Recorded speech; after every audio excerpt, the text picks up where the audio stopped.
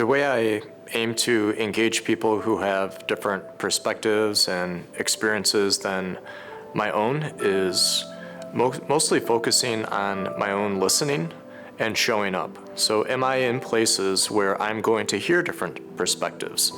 Am I in places where I'm going to be with people who have different life experiences than my own?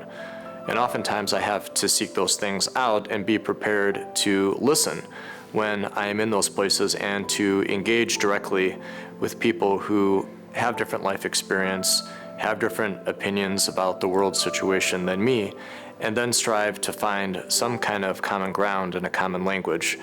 I will be intentional in my networking choices as well as those who I choose to surround myself with, not only seeking out those with different experiences so that I can learn, but also so that it becomes more common that we work together rather than working against each other. I think the best way to approach people with different experiences is through the lens of intersectionality and just kind of being aware that, solidarity is being with another person and standing with them in whatever they're going through, and just kind of being there for them and not trying to take over the moment. For me, I think it is the invitation of inviting other people to share their experiences, share their thoughts, especially when they are different from our own. That is where we grow together and where we become more closely knit with one another. I think this sounds really simple, but I think one way that I can really engage people who have different experiences is you need to remember to take time to listen, and not just to listen but think about what you're gonna say, or listen while you're checking social media, but really fully listen and show that person that you genuinely care what they have to say. And then I think with that too, not just listening, but elevating voices different from your own too.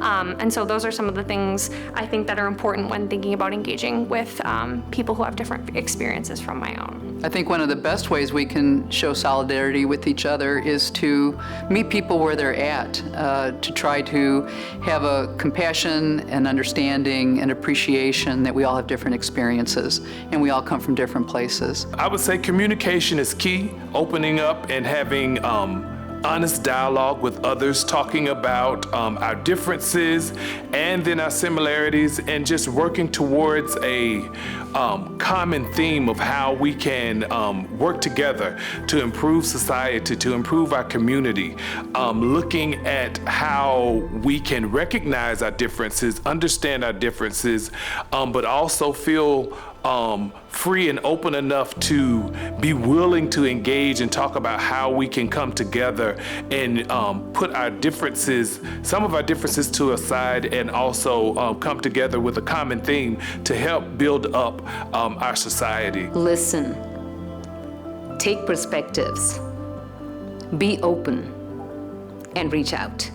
I think when it comes to solidarity, I think it means to come together and make sure that we are engaging with others who aren't like us. And I think the best way to do that is by listening, by being able to say, I don't understand, but I want to know your experience.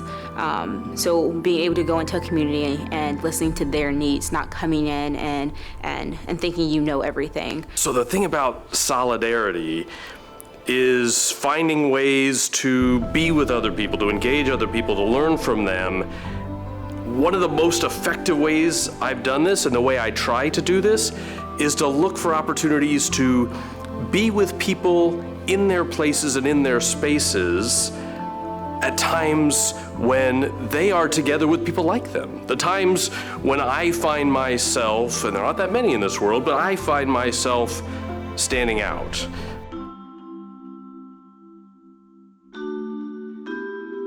There's so many injustices in the world. It's easy to get overwhelmed by them all. So I try to, pick a few issues that I'm really passionate about. One being prison injustice. I was in the Jesuit Volunteer Corps after I graduated from college and had a placement in jails and in prisons.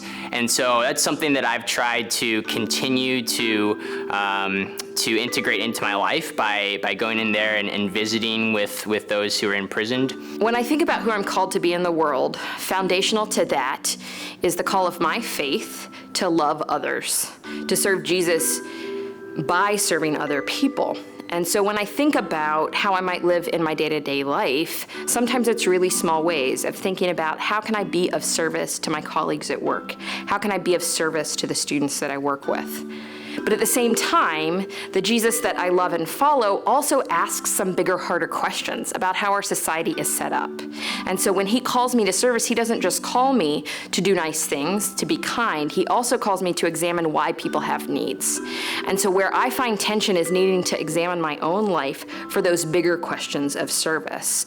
If I'm serving by helping feed people who don't have food, how might I also advocate for a world in which no one is hungry? You know, a friend of mine just recently asked me to join him at a philanthropic event at the Ronald McDonald House, and I think that's one way that I can do more to. I think this is service and working with those who need help and those who I should be walking with is something I know I need to work on, and so that's something I'm going to do in the future. I think in this semester I'm going to try to make it a point to volunteer more, and the Ronald McDonald House is the place I'm going to do it.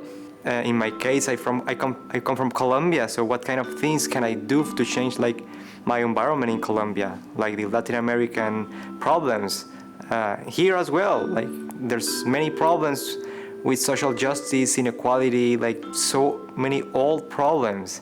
And service is like the basis of that. Like you have to just help the other, think about the other, how you can make the lives of the other ones like a better life. There's some challenges with immigration and perceptions of immigrants in our culture, and our seniors in a capstone class last year worked on a project with YES, Youth Educating Society, which is grounded through the Intercommunity Justice and Peace Center in Cincinnati.